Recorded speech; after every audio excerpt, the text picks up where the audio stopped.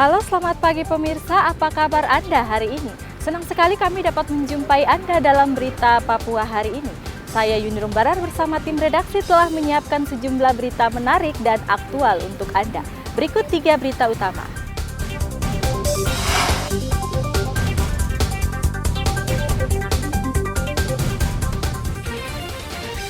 Kapolda Papua pastikan dalam peringatan hari ulang tahun Organisasi Papua Merdeka, 4 provinsi aman. Gelar razia senjata tajam di Merauke, polisi temukan parang dan badik. Pantai Lampu 1 Merauke kotor, ribuan siswa gerak cepat membersihkan pantai.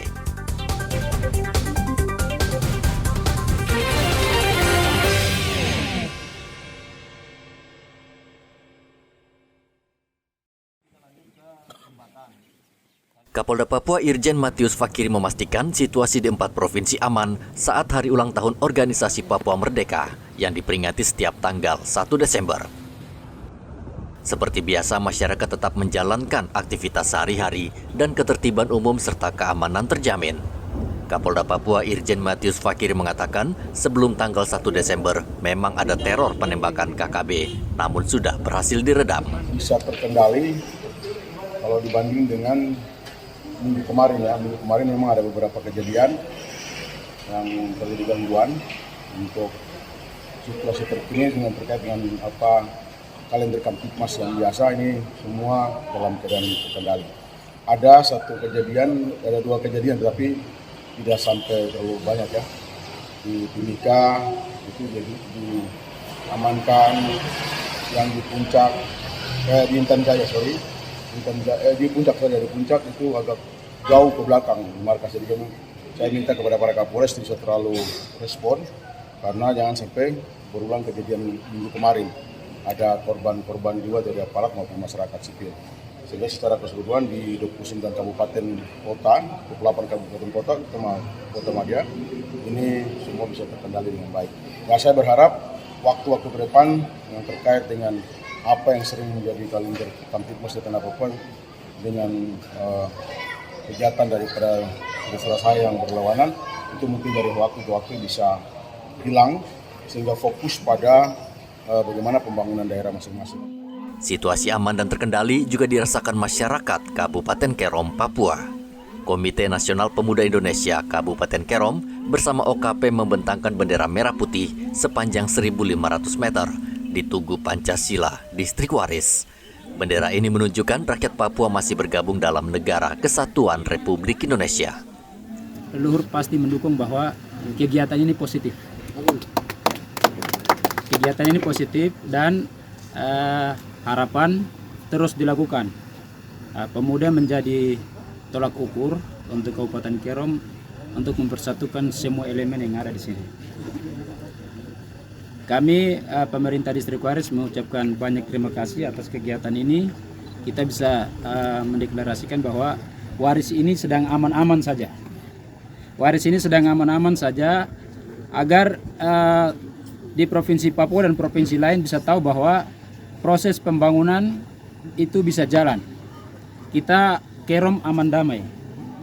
Selain membentangkan bendera merah putih, organisasi kepemudaan di Papua juga menggelar deklarasi pemilu damai. Setiap tanggal 1 Desember kerap diklaim sebagai HUT kelompok separatis Papua Merdeka atau OPM. Aparat keamanan kerap disiagakan karena momen peringatan seringkali dimanfaatkan kelompok kriminal bersenjata untuk melancarkan teror atau kekerasan. Arthur dan Afid melaporkan dari kota Jayapura dan Kerom, Papua. Assalamualaikum warahmatullahi wabarakatuh. Polres Merauke melakukan razia senjata tajam di Jalan Trans Papua dan Jalan Cigombong, Merauke, Papua Selatan. Polisi memberhentikan sejumlah kendaraan, baik sepeda motor dan mobil, serta mengecek satu persatu pengendara. Banyak pengendara tidak menduga sehingga mereka tidak bisa mengelak. Polisi menyita sejumlah senjata tajam seperti parang, pisau, dan badik, dan pengendara langsung diberikan peringatan keras karena bisa diancam pidana penjara. Kita fokus kepada senjata tajam, ya, senjata api, termasuk seseorang yang kita indikasi sebagai pelaku tindak kejahatan. Mungkin kita indikasi ini pelaku tindak kejahatan ataupun ada DPO dari Reskrim, ya, kita akan melaksanakan kegiatan patroli, ya, patroli skala besar, ya, untuk memberikan rasa aman dan nyaman kepada masyarakat khususnya Kabupaten Merauke. Gabungan ya, TNI, kemudian Brimob, termasuk Polres, seluruhnya kurang lebih 350 sampai 400 personel yang kita libatkan dalam kegiatan patroli. Jadi kita menjadi beberapa tim ya untuk antisipasi baik malam ini termasuk besok pagi. Jadi kita sudah atur beberapa tim untuk melaksanakan kegiatan patroli, razia di beberapa titik mulai sore ini sampai dengan besok kita nyatakan aman. Sementara itu, Polres Kerom di Provinsi Papua juga melakukan razia dan menyita 4 sepeda motor yang diduga hasil curian.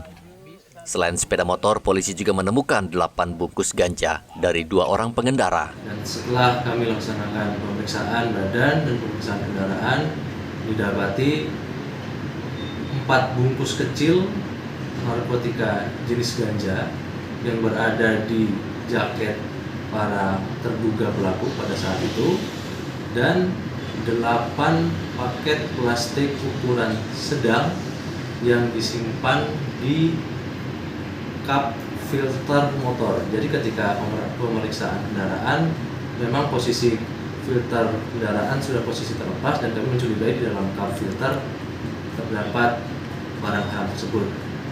Setelah itu kami juga melaksanakan razia lanjutan sehingga ditemukan 2 motor yang juga diindikasi merupakan motor hasil pencurian. Dan setelah kami melakukan pemeriksaan, ternyata betul ditemukan 2 motor tersebut memiliki laporan polisi, yang salah satunya adalah laporan polisi di Polres Jayapura Kota dan yang satunya di Polres Jayapura. Seluruh barang bukti ini dibawa ke Mapolres Kerom dan 2 pengendara yang membawa ganja saat ini masih menjalani proses penyelidikan. Muhammad Ridwan dan Arthur melaporkan dari Merauke dan Kerom.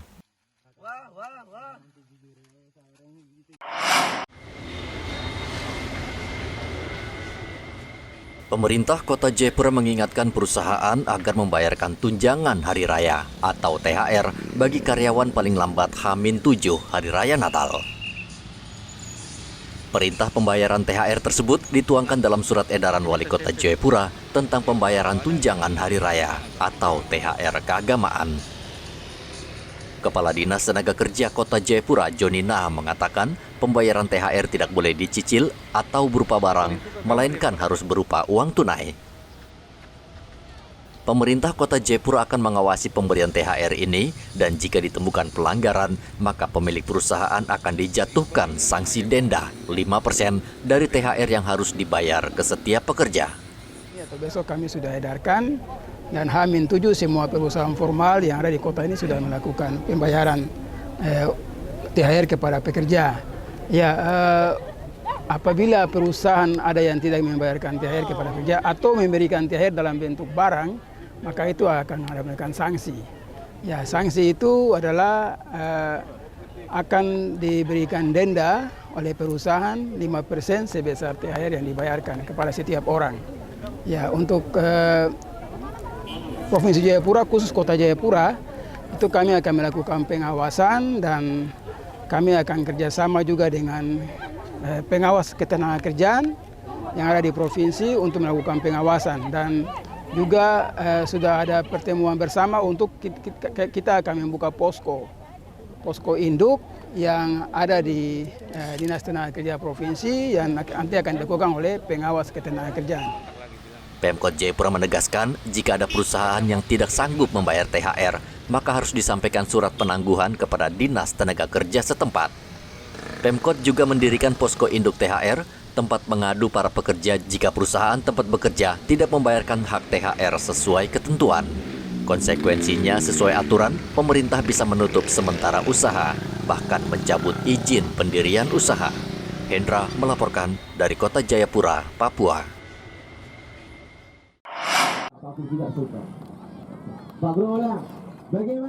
Pantai Lampu Satu Merauke di Provinsi Papua Selatan selama ini menjadi ikon kota. Namun beberapa hari terakhir, kawasan sepanjang pantai ini kotor dengan sampah yang berserakan. ribuan siswa sekolah dasar dan sekolah menengah pertama di Merauke bergotong royong menunjukkan kepedulian mereka dengan memungut sampah buangan rumah tangga yang terbawa ombak saat laut pasang. Anak-anak ini tampak dengan gembira mengumpulkan satu persatu sampah dan memasukkannya ke dalam karung. Kelas berapa kamu? Kelas 4B. Kelas 4B. Kamu lihat pantainya ini gimana? Kotor. Kotor. Nah, sekarang kamu kesini ngapain? Ingin membersihkan Pantai ini. Kenapa harus dibersihkan pantainya? agar tidak mengganggu alam yang laut di sana. Terus apa lagi? Tidak menjadi penyakit bagi orang yang di sini.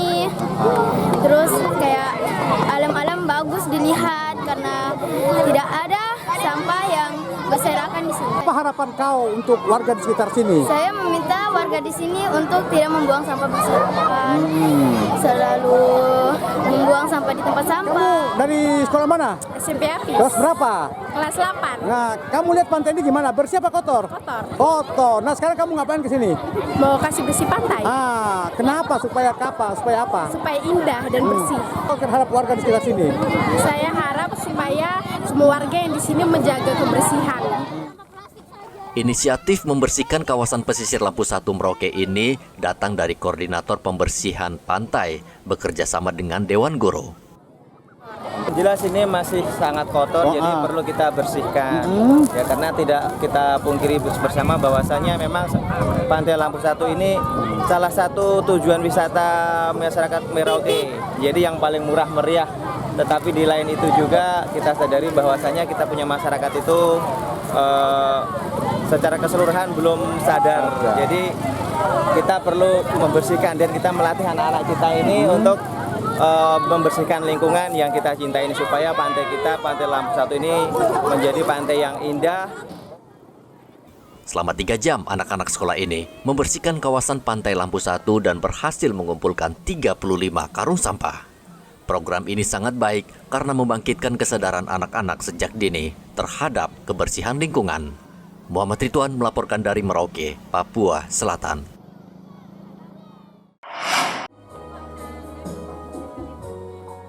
Kehidupan nelayan pada umumnya, termasuk di Pantai Lampu Satu Merauke, sangat bergantung dengan hasil tangkapan. Saat cuaca buruk, sejumlah nelayan terpaksa menganggur dan praktis pemasukan berkurang. Namun di luar persoalan cuaca, pendapatan mereka tidak menentu karena harga ikan yang tidak merata. Selama ini, nelayan di pesisir Lampu Satu Merauke kerap menjual ikan dengan pemborong tanpa ketentuan harga yang jelas. Nelayan hanya bersepakat dengan pemborong ikan untuk memborong ikan tanpa adanya kesepakatan harga terlebih dahulu. Akibatnya, nelayan kerap dirugikan karena harga ditentukan pemborong. Itu baru di sistemnya di sini kami juga himbau dari pemerintah meminta supaya harga-harga ikan kita ini supaya bisa sedikit agak naik ya. Begitu karena tetap di sini sistemnya pemborong yang ambil ikan kita itu tidak pernah pakai modal. Dia cuma datang ambil di perahu, habis itu dibawa ke pasar, pulang baru kita tahu nih sekian nilainya kita punya ikan. Gitu. Iya, jadi tidak putus kita itu harga ikan dengan. Bisa ditebak, tingkat pendapatan tidak merata dan timbul kesenjangan. Nelayan berharap pemerintah daerah bisa memberikan solusi dengan mematok harga ikan seperti minyak goreng, sehingga pendapatan nelayan di Lampu Satu meningkat dan merata. Bila tidak diatur, pemborong diklaim bakal untung, tapi nasib nelayan malah terpuruk. Muhammad Ridwan melaporkan dari Merauke, Papua Selatan.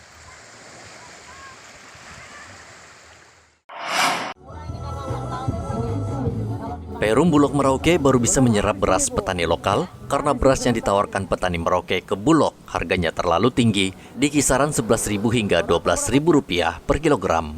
Sementara acuan pembelian dari pemerintah ditetapkan Rp9.950 per kilogram. Ya, untuk penyerapan beras lokal Merauke memang kita sudah melakukan penyerapan sebanyak 1.082 ton. Dan ini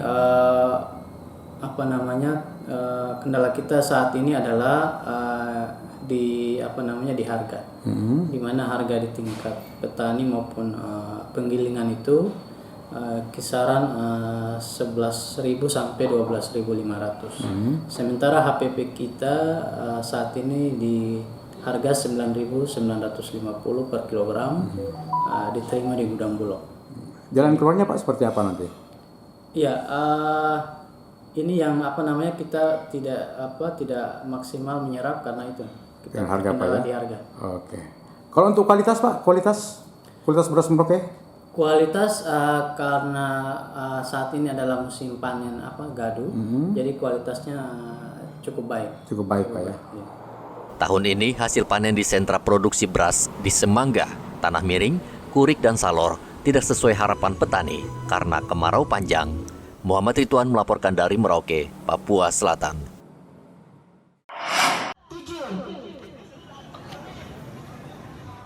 Lomba maraton 10 km untuk mencari bibit atlet muda berprestasi diikuti 125 peserta dari berbagai kategori putra dan putri. Titik start lomba mulai dari alun-alun Kota Serui dan berakhir di tempat yang sama.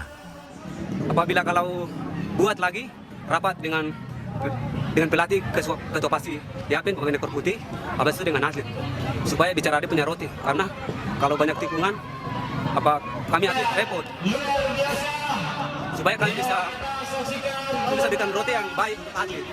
Terus apabila kalau setiap tahun biar bikin 10 kilonya minimal 3 kali setahun buat atlet, karena mau dibilang kita atlet Yapen sering bawa nama baik Yapen dari Papua sampai nasional. Ada beberapa kegiatan hari ini 10 kilo ya, dari rangkaian beberapa cabang, mungkin 6 cabang olahraga. Hari ini merupakan awal daripada penyelenggaraan kegiatan olahraga untuk memperingati hari ulang tahun kerukunan keluarga Sulawesi Selatan yang Lomba lari ini sebagai persiapan menuju Pekan Olahraga Nasional di Aceh tahun 2024. Eman Beta melaporkan dari Kabupaten Kepulauan Yapen, Papua. Informasi tadi sekaligus menutup jumpa kita dalam berita Papua hari ini. Saya Yunirum Barar beserta tim redaksi yang bertugas mengucapkan terima kasih atas perhatian Anda. Selamat pagi, sampai jumpa. Wanyambe.